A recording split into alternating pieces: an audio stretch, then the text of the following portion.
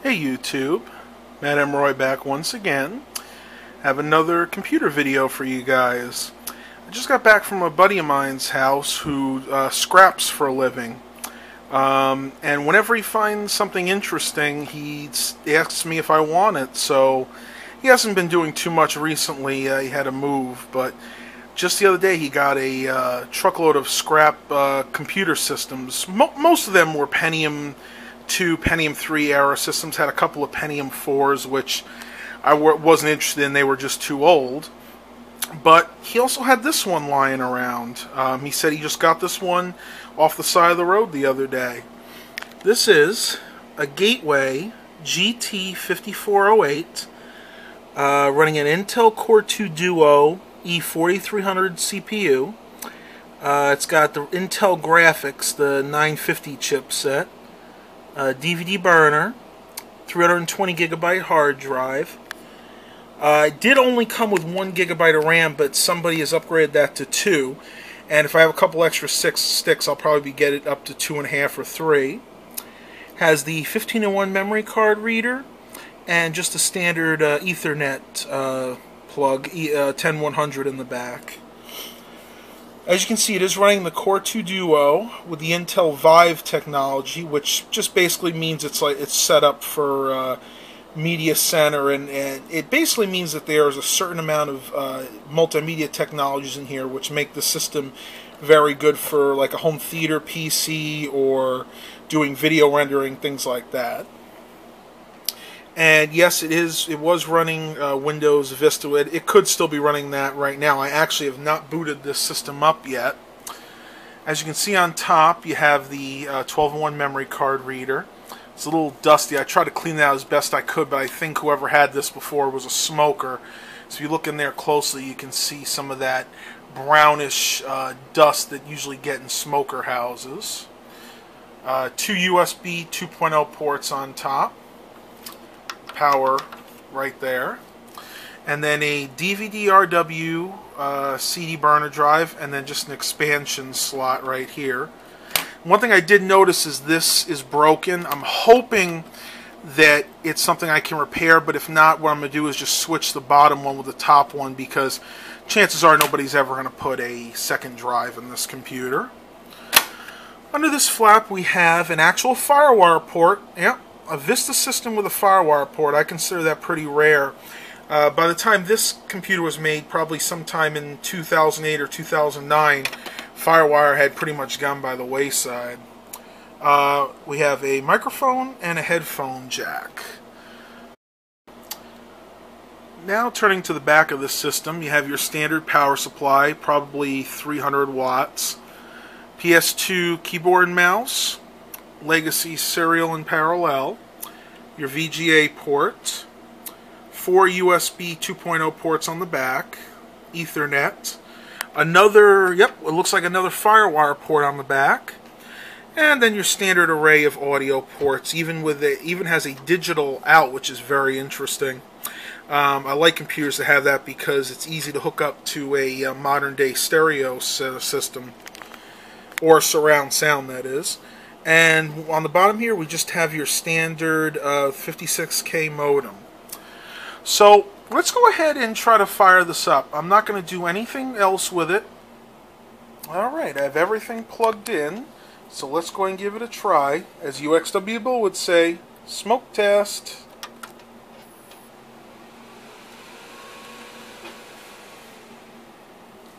That's a good sign. The fan slowed down.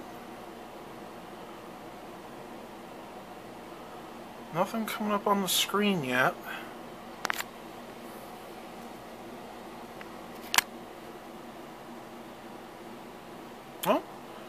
Oh, there we go. We got something in the CD drive. That's odd that it didn't do the post screen. Could be something with my KVM switch, but now it's saying that Windows is not successfully shut down. So let's go ahead and try to start it normally just for the heck of it.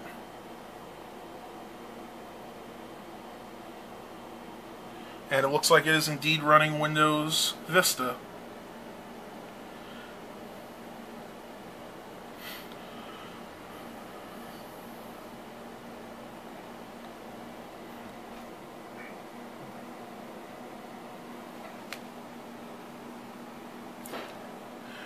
Listening to the hard drive, it does sound healthy, so that's always a good sign.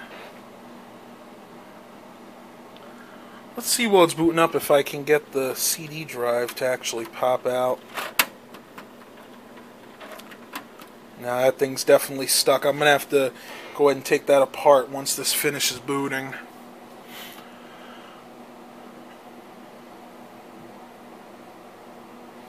If it'll boot. Oh.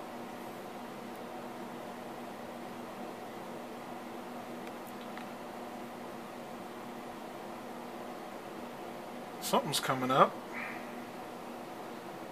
Let's see. Expectantly encounter. Okay, so apparently what happened is somebody tried to do a Windows installation on this computer and it didn't complete successfully, so chances are it's a bad hard drive or a problem with the memory. So let's go ahead and shut this down and open it up and I'll show you guys what the inside looks like. Alright, now that I got the side cover off, you can see that the inside of this is actually pretty clean. I must confess I did blow it out before I brought it home, but there really wasn't much dust at all to speak of. And it's definitely a complete system. You got 3 sticks of RAM, a 1 gig stick, and 2 512 sticks of DDR2. Got your CPU fan, case fan right there. Pretty nice size. I'd say those are probably 8. That's an 80 millimeter. That might be like a 120 millimeter fan. Over here you have what I'm assuming is the 320 gigabyte hard drive. That's what this computer said it had. And I'll check that out in just a minute. And up here is the DVD burner drive. Well, the first thing I'm going to do with this is go ahead and pop the case off the front, or the front off. And to do that, you just pull these tabs in a little bit and push out. I got to put the camera down for a second to go ahead and get these first ones started. As you can see, you got the first one there you push out, second one right there, and then the third one is right here on top. And after that, it should come out with not too much trouble. There we go. Let's see if I can finagle that out. Alright. Now that I've shined some light on the situation, I'm going to see what we got going on here.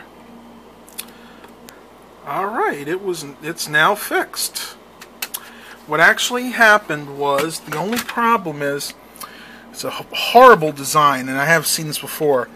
This little spring here, if this camera will focus, the little spring here that attaches to the door, it keeps tension on this end so it can spring back, not only spring back, but so this little hinge here doesn't pop out.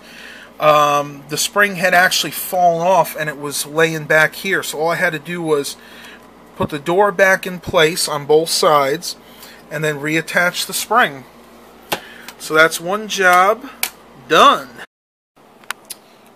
Alright, now I have everything back together. I did find another 512 megabyte stick of RAM, so that should bring this computer up to 2.5 gigabytes. And let's go ahead and power her on. I'm going to enter the BIOS real quick. Over here we can go ahead and try and make sure the DVD works. Yeah, there we go. Now, I'm not sure which one. Okay. Okay. It's right here, it's just warning me that it's not in dual channel mode, which I don't care because this computer is not going to be used for any major video editing or anything like that, so that should be just fine. Let's see if we can enter setup real quick. I'm not sure. It's probably F1 or F2, but we'll just hit delete as well. Ah, there we go.